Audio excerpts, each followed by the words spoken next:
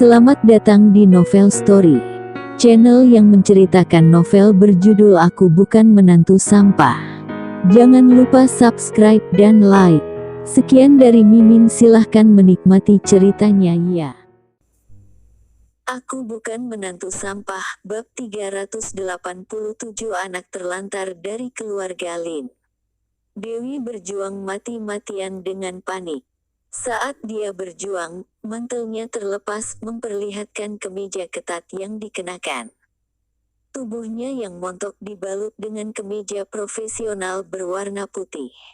Dan saat dia berjuang, kancing di kerah bajunya juga terlepas tidak terlihat jelas. Stephen Lu menyaksikan dengan antusias dan memeluknya dengan senyum menyeringai. Suamimu berhutang pada keluarga Lu, biarlah kamu membayarnya. Bisa bermain dengan istri Rocky, dan aku juga dapat melampiaskan kemarahanku. Dia hari itu memperhatikan Dewi, tidak menyangka bahwa Rocky yang membuat masalah istrinya yang menanggungnya. Tidak heran adiknya Fendi Lu begitu terpesona. Badan ini, pinggang ini, dan kaki ini adalah yang terbaik. Jika bisa bermain dengan istri Rocky, itu juga akan menjadi cara balas dendam. Dewi begitu hancur olehnya sehingga berteriak sambil meronta. Tolong orang kemari. Stephen Lu mencibir, terserah kamu panggil, bangunan ini khusus disiapkan untukku oleh keluarga Jiang, tidak ada seorang pun kecuali kita. Pengawal keluarga Jiang juga diatur di lantai bawah, bahkan jika Rocky datang, dia tidak akan bisa masuk. Dia menekan Dewi dengan keras, melirik ke arah Jenny yang sedang berbaring di sofa dengan jijik, menoleh dan berteriak di luar pintu. Datang ke sini. Dua asisten masuk dengan cepat. Stephen Lu berteriak, turunkan wanita tua ini dan temukan beberapa pengemis pria untuk bermain dengannya.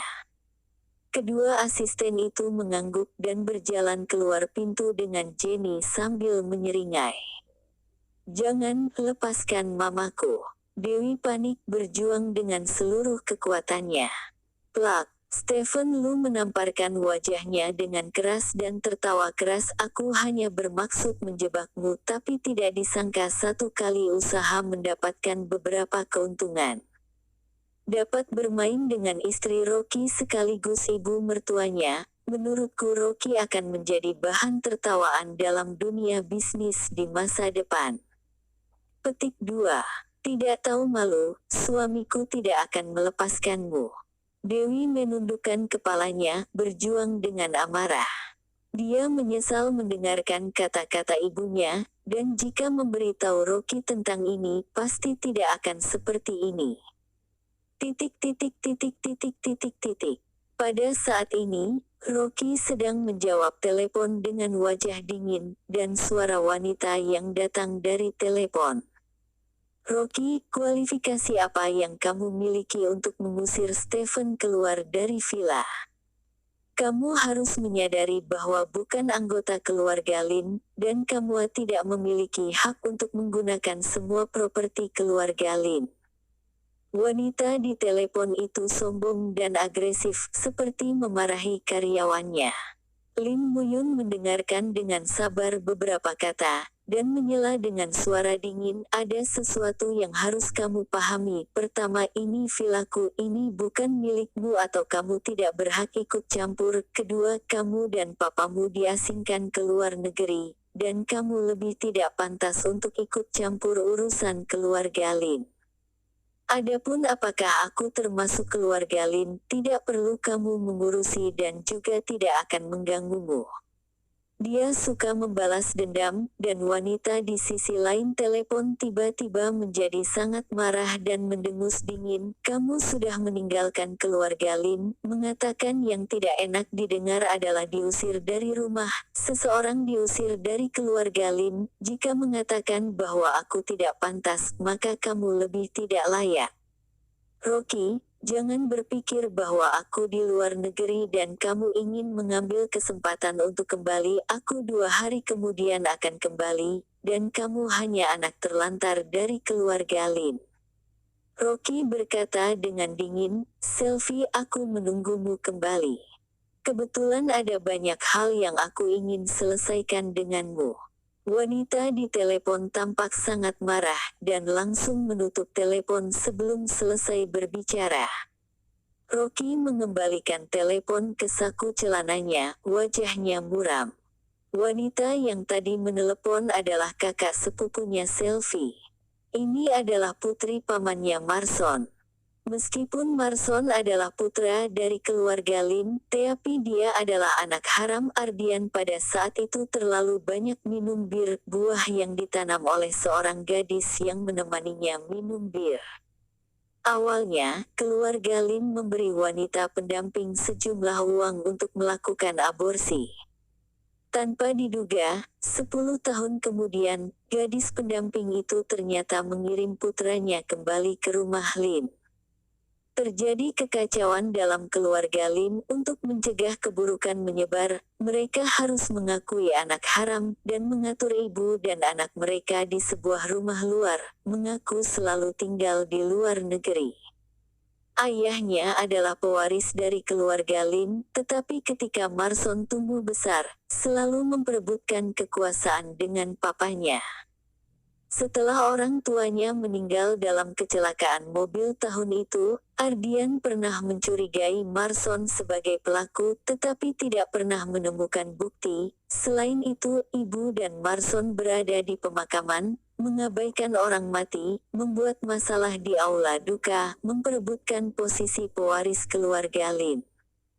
Jadi Ardian sangat marah dan mengusir Marson ke luar negeri dan memberi mereka beberapa aset agar mereka tidak mati kelaparan dan mengabaikannya.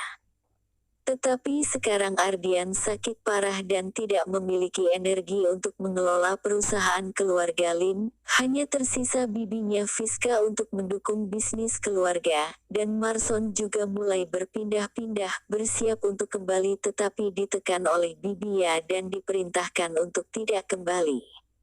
Tanpa diduga Marson belum kembali, tetapi putri sulungnya Selfie tidak bisa menunggu dan ternyata ingin ikut campur, ingin menempati vilanya. Arogansi ini terlalu sombong. Tidak tahu apa yang terjadi dengan bibi dalam beberapa hari terakhir, ternyata membiarkan Selfie ikut campur dalam urusan keluarga dan membiarkan Stephen Lu tinggal di vilanya. Wajah Rocky muram, dan keluarga Lin sudah mulai menunjukkan tanda-tanda kekacauan sebelum pamannya kembali. Hanya Rocky yang sudah mengungkapkan ambisinya, jika Marson kembali, takutnya bibi juga tidak akan bisa mengatasinya. Tetapi sekarang dia tidak dapat segera kembali ke keluarga Lin, tampaknya untuk saat ini bibinya hanya dapat memimpin situasi secara keseluruhan. Untungnya Marson tidak akan kembali untuk sementara waktu, kalau tidak dia harus meninggalkan istrinya dan kembali ke keluarga Lin. Saat ini, ponsel Rocky berdering, dan ketika dia melihat bahwa itu dari pengawal Broto, langsung menjawabnya. Orang-orang ini adalah pengawal yang dia perintahkan pada Broro untuk mengirim beberapa orang untuk mengawasi setiap gerakan Stephen Lu di kota Wasa. Suara hormat datang dari ponsel, "Direktur Lin, kami akan mengikuti instruksi Anda untuk mengawasi Stephen Lu, tetapi 10 menit yang lalu, aku melihat istri dan ibu mertua Anda masuk ke kantor Stephen Lu, sampai sekarang belum keluar." "Apa?" Wajah Rocky muram, dan berkata dengan tajam, "Di mana kalian langsung masuk periksa situasinya segera, aku akan segera ke sana." Setelah panggilan itu, Rocky dengan cepat ke mobil dan berlari menuju gedung kantor. Dia tampak murung dan mengemudi dengan cepat. Benar-benar tidak mengerti mengapa Jenny dan istrinya akan mencaroi Stephen Lu. Menurut kepribadian istrinya, tidak mungkin bekerja sama dengan Stephen Lu. Takutnya istrinya telah jatuh ke dalam perangkap. Memikirkan hal ini, wajah Rocky menjadi lebih dingin, dan matanya bersinar dengan niat membunuh. Jika ada yang berani menyentuh rambut istrinya, Tidak peduli apa identitas pihak lain, dia pasti akan menderita. Terima kasih telah menonton, jangan lupa like, komen dan subscribe ya teman-teman agar saya semangat melanjutkan novel ini. Jika ada yang kurang baik silahkan komen di bawah agar saya memperbaikinya. Sekian dan terima kasih ya.